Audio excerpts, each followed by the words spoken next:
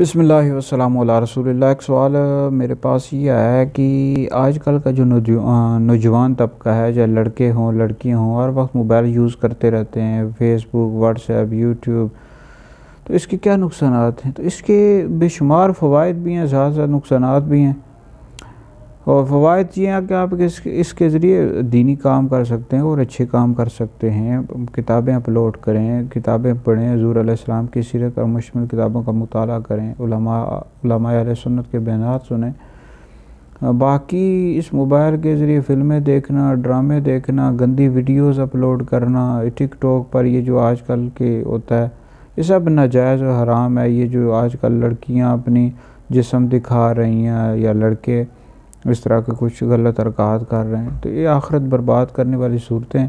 پھر اس طرح کہیں ہر وقت ٹائم ضائع کرتے رہتے ہیں، اپنی پڑھائی ضائع کرتے ہیں، کہیں ہوتے ہیں اس کے ذریعے ایکسیڈنٹ بھی ہوتے ہیں، ٹک ٹاک کے ذریعے جو خطرناک ویڈیوز بناتے ہیں۔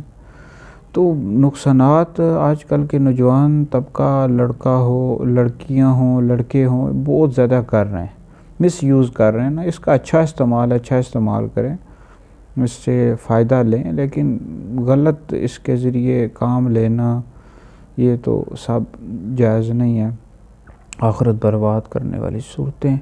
اللہ عمل کی توفیق اور ہمت عطا فرمائے۔